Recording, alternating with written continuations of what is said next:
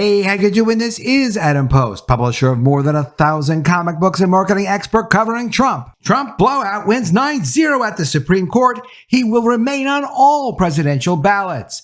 Let's get into the story. Before we do, please be sure you are subscribed to the channel. Click the bell for notifications. Give me a thumbs up. I really appreciate you guys. Coming from Zero Hedge, in unanimous decision, Supreme Court rules Trump to remain on presidential ballots. And in an exclusive interview, Trump has commented with Fox News Digital. Trump says Supreme Court ruling in Colorado case is unifying and inspirational. And from MSNBC.com, the Supreme Court is asking the wrong question in Trump's immunity case. Why the justice's critical and telling insertion of the phrase conduct alleged to involve official acts deserves special attention. They're right, it does deserve special attention. We will discuss the immunity case and why the people at MSNBC are really unhappy about it.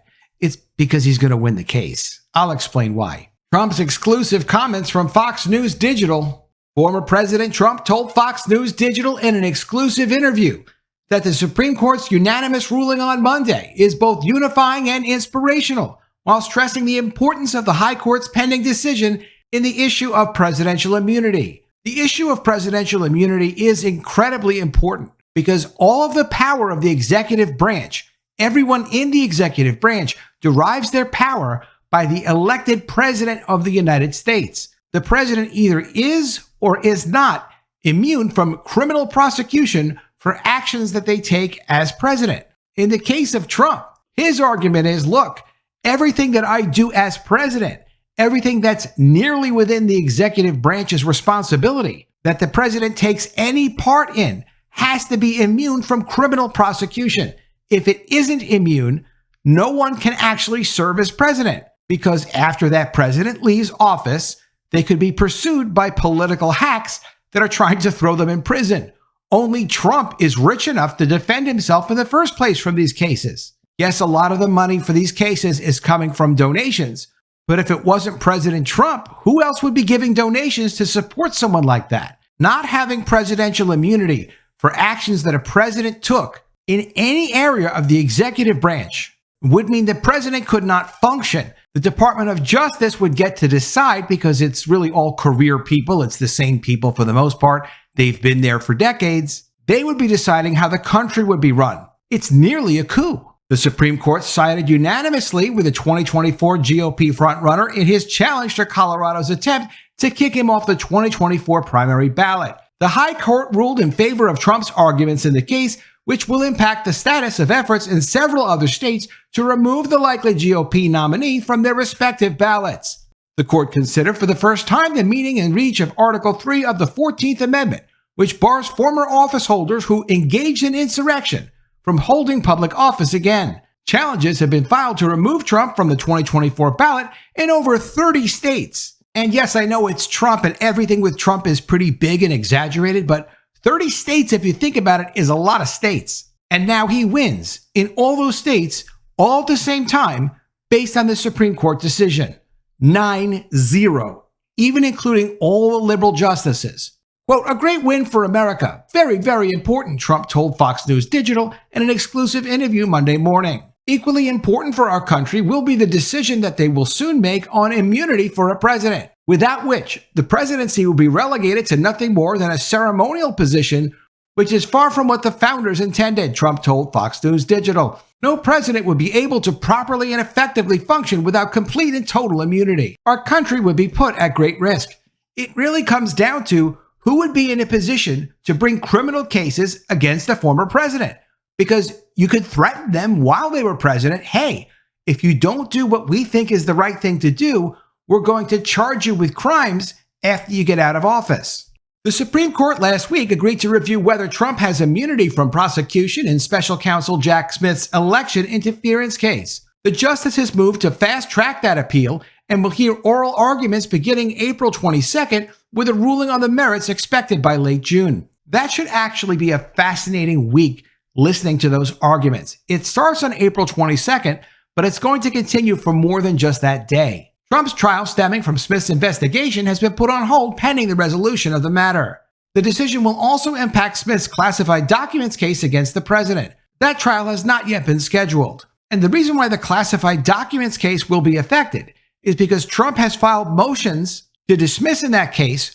One of them is based on the Presidential Records Act. It's Trump's contention, as was ruled in the Bill Clinton socks drawer case. Yes, there's actually a sock drawer case where Bill Clinton was sued to provide records that he took from his presidential office to his home and put in his sock drawer. And the decision on that case was, well, because President Clinton decided to take those records with him and put them in his sock drawer, his decision to take those records with him when he left office automatically declassified them as personal records rather than presidential records, which meant they had nothing to do with NARA, and NARA had no authority over them. The National Archive is NARA. That was the precedent in the Clinton case. But the issue of immunity with regards to the documents case will come up as to whether or not Trump's ability to declassify records simply by taking the records with him, even though he didn't follow any regular processes to declassify those records. And that's how it connects to the classified documents case. Did Trump have the same right as Bill Clinton to take documents from his office and automatically declassify them just by the nature of him taking those records? It was okay for Bill Clinton. Is it okay for Donald Trump? As for Monday's decision from the Supreme Court on the ballot ban cases, Trump described it as a big win for America. Today's decision, especially the fact that it was a unanimous 9-0, is both unifying and inspirational for the people of the United States of America. In its unanimous ruling, the Supreme Court concluded that states may disqualify persons holding or attempting to hold state office. But states have no power under the Constitution to enforce Section 3 with respect to federal offices, especially the presidency, the Supreme Court wrote. Just as Amy Coney Barrett, in a concurring opinion, wrote, the court has settled a politically charged issue in the volatile season of a presidential election. Particularly in this circumstance, writings on the court should turn the national temperature down, not up. For present purposes, our differences are far less important than our unanimity. All 9 justices agree on the outcome of this case. That is the message Americans should take home, she said. The Supreme Court is sending the message that they are not going to be run by DC bureaucrats pushing them to make political decisions that will create upheaval. They're not going to do it. As much as there are many, many people that do not like Trump, that do have a tremendous amount of power in DC, and they can arrest you, and they can indict you, and they can try to make a criminal out of you, and they can tie this up with their media connections. They can get CNN to say anything, MSNBC to say anything, Fox to say about half of anything. But the Supreme Court does not want to become part of that. If the Supreme Court becomes part of that, it's the end of the country. And the Supreme Court is very well aware of that.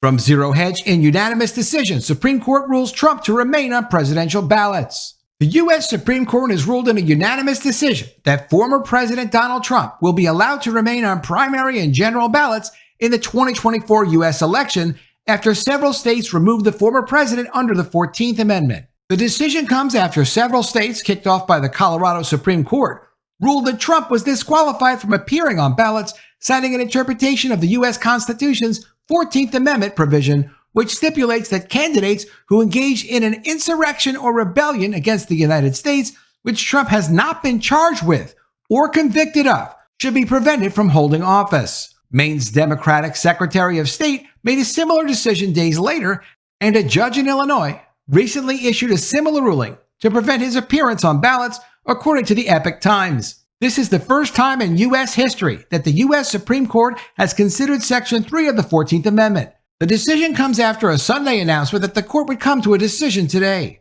And of course, the left is now trying to discredit the Supreme Court, despite the fact that this was a unanimous decision. Courtesy of Tom Elliott, here's what they said on NBC.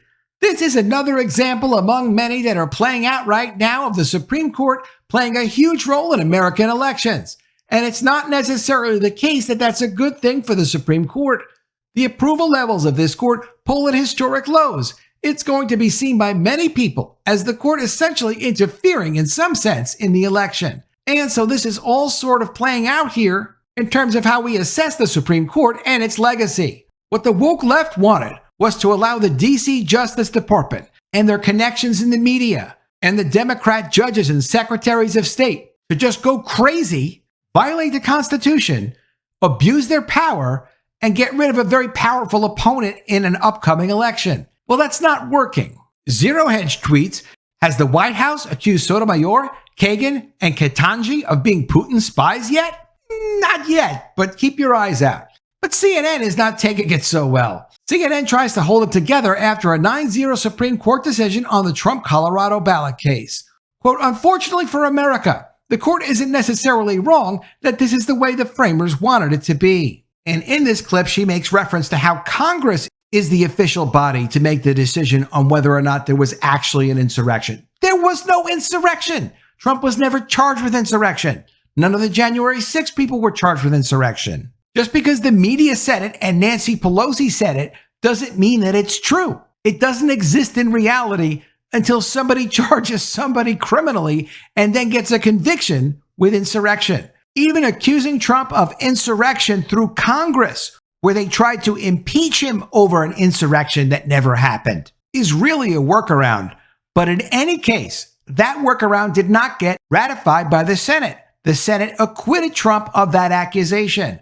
There's zero basis to accuse Trump of insurrection. Lawyers for Trump asked the 9 justices to reverse the Colorado court decision because only Congress can make a determination as to who can become president. The Colorado court's decision was, quote, the first time in the history of the United States that the judiciary has prevented voters from casting ballots for the leading major party presidential candidate, his lawyers said, concluding that it is not and cannot be correct.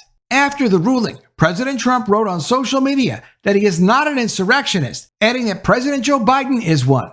He also noted that he told supporters to protest peacefully and patriotically during a rally on January 6, 2021, before protesters and rioters entered the U.S. Capitol during the certification of electoral votes for the 2020 election, which forms the basis of the insurrection accusations against him. Justices for the Colorado Supreme Court had argued that they believe President Trump engaged in an insurrection because of his activity before and on January 6, 2021, during a breach of the U.S. Capitol building. The former president, however, was never charged or convicted of insurrection. He was charged by a federal special counsel in connection with the 2020 election, but not for insurrection, rebellion, or related charges. During oral arguments in front of the Supreme Court justices in early February, at least 6 of the justices, including Chief Justice John Roberts, who was nominated by President George Bush, appeared to be at least skeptical of some of the claims made by the lawyer representing several Colorado voters who brought the lawsuit against Trump. Quote, it'll come down to just a handful of states that are going to decide the presidential election, Chief Justice Roberts said, referring to the potential effect of the Colorado court's ruling. That's a pretty daunting consequence. Justice Clarence Thomas asked the lawyer why there weren't many examples of individual states disqualifying candidates under the 14th Amendment after the Civil War. Quote, there were a plethora of Confederates still around. There were any number of people who would continue to either run for state offices or national offices, so it would seem that would suggest there would at least be a few examples of national candidates being disqualified, Justice Thomas said. Justice Elena Kagan, considered a member of the court's liberal wing, asked the attorney why one state would have the power to determine which candidates should be on the ballot for a nationwide election. Quote, why should a single state have the ability to make this determination not only for their own citizens, but also for the nation, she asked the attorney, adding the move would be quite extraordinary. Of course, it would change the whole nature of how we ran presidential elections. MSNBC is starting to realize it looks like Trump is also going to win the immunity case. He's not going to get total immunity. It's not going to be anything you do, it doesn't matter what it is completely immune from prosecution. That won't happen. But what will happen is that the Supreme Court will take up this case. They will hear arguments starting April 22nd, and they will make a determination if what presidents do officially gives that president immunity, or if you start a war, or if you get involved in some type of a conflict, or like Trump did, you make a decision to take out a terrorist. Are you going to be charged for murder after you leave office when you're really doing that on behalf of the country? The Supreme Court will decide that. They'll also decide, does that immunity carry over to you after you leave office? Of course it should. What's the point of saying we're going to just give you immunity while you hold office as president? It's completely silly. That's what the appellate court said in D.C. because they want to target Trump. They want to get Trump in jail if they can. They don't want him getting back into power. The decision in D.C. was completely illogical. From MSNBC, the Supreme Court is asking the wrong question in the Trump immunity case. In agreeing to hear Donald Trump's immunity claim Wednesday, the Supreme Court identified the key issue to be decided as follows. Whether and if so, to what extent does a former president enjoy presidential immunity from criminal prosecution for conduct alleged to involve official acts during his tenure in office? The author states, "Unfortunately, I believe this is the wrong question, and the way it is worded runs the risk of delivering the wrong answer." Yeah, the wrong answer is yes. Of course, the president is immune when he's serving you as your president. The president has pardon power. Is the president just supposed to take an action and then write up a pardon for himself every time they take that action? Is that what the MSNBC people would have them do? Yes, there's some dispute over whether or not a president can pardon themselves. However, Jonathan Turley, a well-known analyst, does believe that a president has the power to pardon themselves. A president is not below the law. A president is not at the law. A president actually is above the law because they have the pardon power at the very least. And all of this has to be formalized with a Supreme Court decision, and it will be because of all the dirty tricks coming out of Washington, D.C. The court has formulated an overly broad question to be answered in the appeal, rather than the straightforward one, whether Trump is absolutely immune from prosecution for the crimes alleged in the indictment obtained by special counsel Jack Smith. Obviously, the court's wording is subject to interpretation, and not all legal observers are as pessimistic as the author. Some have opined that the inclusion of the words official acts in the court's order actually narrows the scope of the decision. But the author disagrees, and so did Harvard Law professor Lawrence Tribe in his appearance Wednesday on The Last Word with Lawrence O'Donnell. Tribe criticized the court's language as an enormous abstraction that is so sweeping that there are lots of ways of answering it. In framing the issue, the court's critical and telling insertion of the phrase conduct alleged to involve official acts deserves special attention. Smith did not frame the issue as involving official acts in his Supreme Court filings, but rather asked the court to decide whether a former president is absolutely immune from federal prosecution for crimes committed while in office. And the problem with the wording of that sentence makes the assumption that a president by definition committed a crime. Well, you didn't commit a crime if there is immunity. Very assumptive of Jack Smith, and the Supreme Court is not buying it. Trump's lawyers have sought to define his conduct as official acts undertaken while president, which they were. The Supreme Court's order now also incorporates that qualifier. By asking if a president can be immune for any official act, the issue potentially becomes more complicated and more nuanced. Trump is being prosecuted for an alleged criminal conspiracy to undermine our democracy. The author says he should not be entitled to immunity of any kind. The U.S. Court of Appeals in D.C. agrees, unanimously holding that Trump was not immune for his role in plotting to remain in office after he lost the 2020 presidential election to Joe Biden. In doing so, the court wrote that our analysis is specific to the case before us, meaning to say, we'll put Trump in prison, but don't go after Obama, don't go after Bush, don't go after anyone else. Of course, don't go after Biden. Only Donald Trump. The Supreme Court sees through that. They're not doing that. Anything that the Supreme Court rules on is not going to be just for Donald Trump. It is precedent that will be related to Donald Trump, but all presidents before and after Donald Trump will have to live with whatever the Supreme Court decides. DC likes to try to play games. They're not playing games over the Supreme Court. If a former president were criminally indicted for granting a pardon or sending U.S. troops into a disastrous battle, or issuing an executive order on immigration, courts could conceivably find that some level of immunity exists. Given that, the Supreme Court can answer what Tribe described as a sweeping and abstract question with a more convoluted answer. There can be immunity in some circumstances for official acts, but not for others. This sort of answer would allow the court to sidestep its responsibility to decide the practical issue of whether Trump must stand trial in this specific instance. As Tribe warned, the court could instead decide this broad legal question and send the case back to the D.C. Circuit. In that scenario, the court would return the appeal to a lower court to apply its ruling to the facts of the indictment against Trump. That delay would be the final fatal blow to the government's effort in D.C. to hold Trump accountable in a jury trial before November's election. Bringing someone to court and charging them with serious crimes has nothing to do with an election. There should be no race to justice, unless that speedy trial option is something the defendant is asking for, which Trump is not. Trump is not being given a chance of due process. That's the real crime here. If they want to pursue crimes against Trump, he has every right to move to dismiss those claims and to try to seek immunity if he feels he deserves it, and many legal scholars do. The author continues, the importance of avoiding a broad inquiry into whether a former president can ever be immune for official acts was identified in an amicus brief filed by former officials in Republican administrations. In opposing Trump's request to halt proceedings in the trial court, they wrote that allowing Trump's criminal trial to proceed would not preclude possible federal criminal immunity for a president's official acts in some different exceptional situation, nor would the court have to address whether any alleged criminal conduct here was an official act. And the court rejected that advice. They want to play legal games. They want to play whatever games they can to pretend that they're trying to give Trump an opportunity to defend himself, to raise any legitimate objections he has, to even have access to discovery, access to information that would prove that, yes, he's innocent of what he's being accused of. The Supreme Court has been demonstrating they do not want to be part of political games.